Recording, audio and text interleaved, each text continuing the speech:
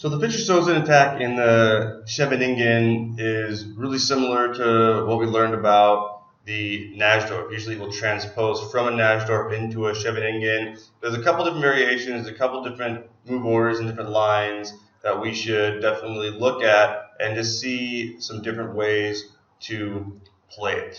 Okay, so the move order, I'm going to show the typical move order. This time I'm going to make the knight go to c6 because people who play the Sicilian, you can choose to play d6 or you can play knight to c6. This is actually a slightly older move, and almost all of the openings will transpose into the same exact lines, but it is common to see this move as well, so you can choose to mix it up sometimes. Instead of playing d6, you can play knight to c6.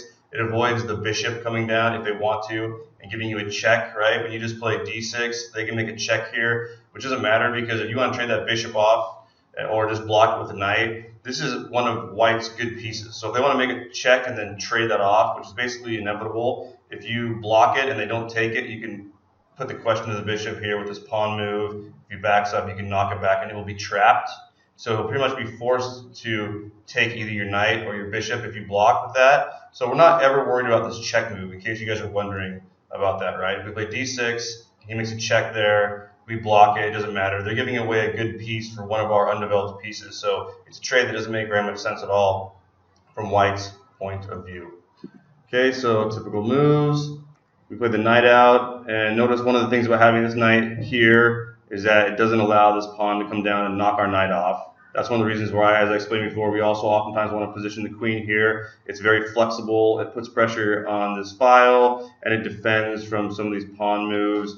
And if a knight is able to come here and seemingly gain a tempo by threatening our queen, we just back it up and then knock the knight off. So they gain nothing by doing that, so we're not afraid of that. Remember in chess, if you see one move ahead, you see something that your opponent can do, like threaten one of your pieces and maybe making a move, that doesn't mean that you shouldn't make that move. In chess, we don't make assumptions. So that means that you got to calculate and see, okay, if he goes there, where can you put your piece? Are there any good forcing moves that can come out of that? We don't make any assumptions. You want to calculate every variation as far as you can. So that means at least 2 or 3 moves, at the very, very minimum. Every single time you're thinking of a move, look at least 2 or 3 moves from both you and your opponent into the future. Okay, so the Fischer Sozin attack we know is they take the bishop out because they want to bear down on f7. The best way to combat that is to play e6. And this is how, in this move order, we get into the Scheveningen because we are playing against that bishop. So that's why we're not going to play the Najdorf because the bishop is on c4. They'll use a regular continuation, get the bishop out, defend this knight, put that in a good spot, and we will play d6, which allows us to get our bishop out, and it guards this square. The reason that we play this move in the Sicilian is because we want to stop this pawn from coming down. And if we have the queen here, we have the knight here, we have the pawn here, we have 3 pieces defending this square. And so probably white's going to end up having to push this pawn and attack this square if they're not doing the English attack or Yugoslav attack with the queen on d2 and then castling long.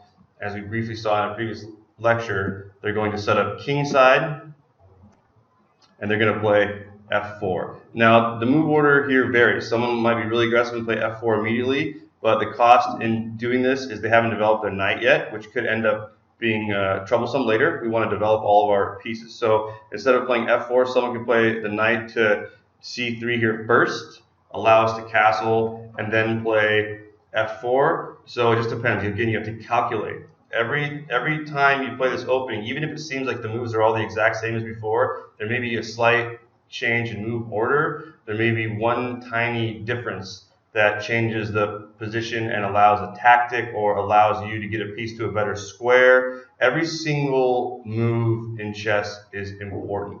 And the reason people like Bobby Fischer rise to the very, very top ahead of even other grandmasters is because they make the absolute most of every single move. They make their moves efficiently. They do multiple things at the same time. They coordinate their pieces more harmoniously. They are choosing plans that are more effective, and you combine all of that together, and it makes for a winning combination. It's one of the things that makes chess so difficult. Anybody can learn the moves, and anybody can study it, but being able to defeat other strong players means you have to calculate better, you have to understand the openings better, and you have to make fewer mistakes. And that's what this is all about. So we'll play knight to c3 eventually.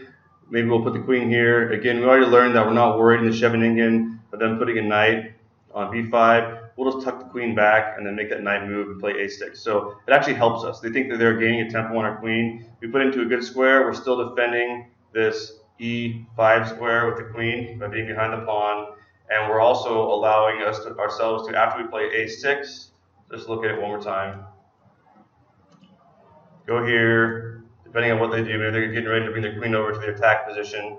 We just make the knight move back. He's got nowhere to go. He's got to go back. So he gained nothing. And then we can gain a tempo on the bishop and expand there. And our queen's actually not in a bad spot right here, even though we usually want the queen and more small pieces to be centralized. In this situation, it's doing some things that we'd like it to do. And he actually helped us right there with our development. So again, the theory here is that white's going to be attacking. Since we have this e5 square covered, at some point he's probably going to play f5. This is very typical. If you're white, you're going to want to look for ways to attack here, and if you're black, you're going to look for ways to defend. We have a pretty good defense as long as we're careful. And whenever it comes to these pawn trades, you simply have to calculate a lot, okay?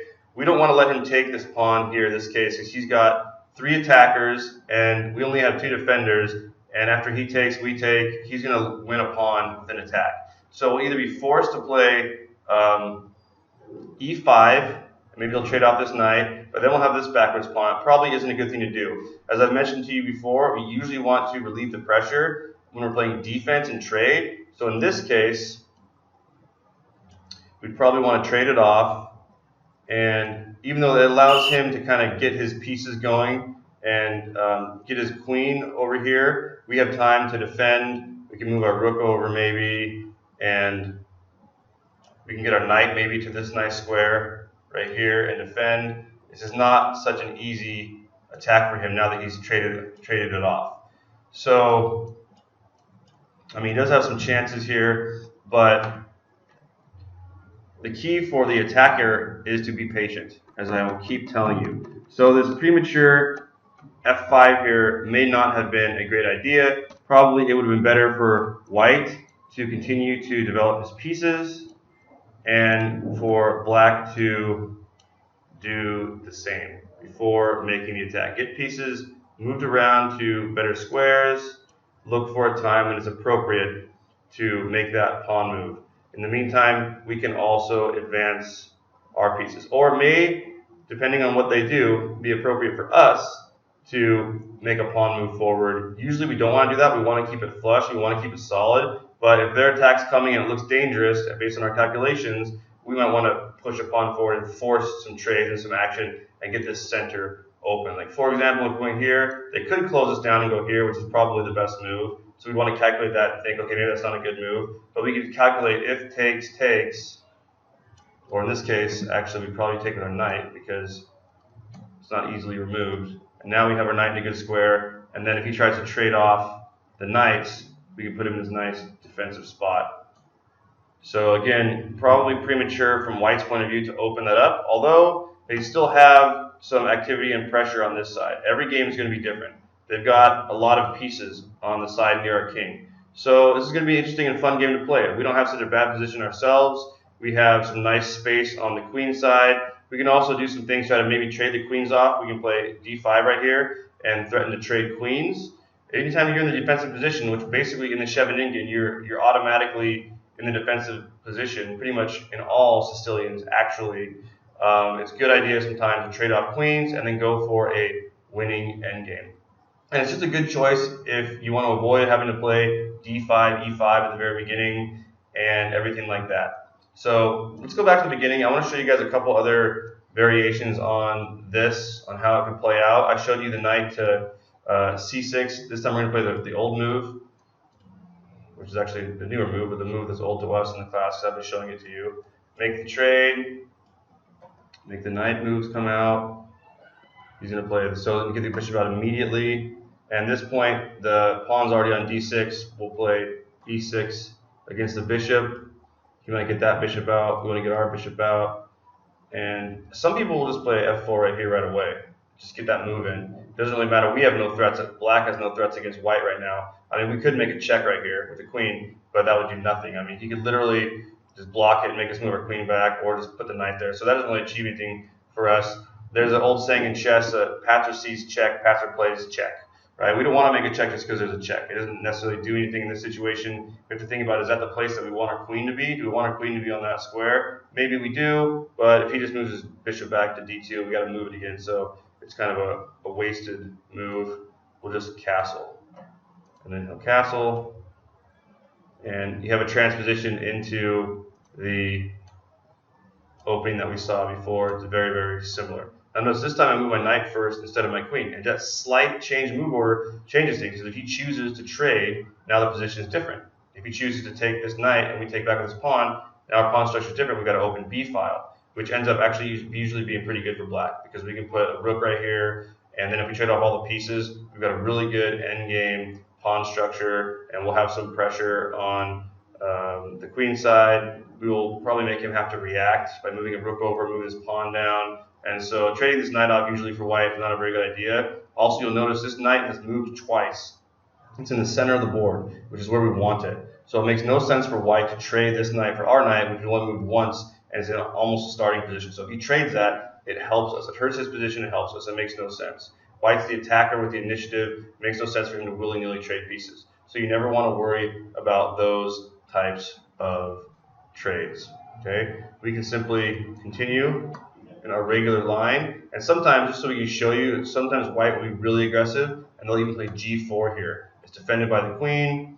At this point, we may want to consider ways that we could just be aggressive ourselves and play this pawn forward, try to trade off this pawn, right? Or if we capture this pawn, they'll force them to play this move, and then we'll look for some sort of break in the center and gain in the center. Or we can play a6 and b5 and knock them back. It's going to be a really interesting game here. They've got this move coming, so we might want to play h6. It's pretty dangerous, actually, when they attack this way. It's really aggressive. But if their attack fails and they don't successfully checkmate us or hurt us, their king is wide open. And so they have to be aggressive once they play g4. And that's just something else that you may see. So it's a fun opening. There's lots to do. But the Scheveningen is really solid. The two most effective attacks against it, as we've learned, are to play the Fischer Sozin or the Keres attack, as we learned before. And you just have to know what to do against it as black, and you'll be fine. And remember, the main idea probably is to trade off the pieces and go for a winning endgame, which may not be like the sexiest approach in chess. We oftentimes just want to attack our opponent's king. But as black, when we play this, we're avoiding the regular e4, e5 openings. We're giving ourselves chances on the queen side. And if your opponent is a very, very good Sicilian player and they get a good attack, trade off all the pieces and get a slight advantage and try to grind out a win in the endgame. If you're a strong player and you calculate well, you'll get a lot of wins as black with the Scheveningen.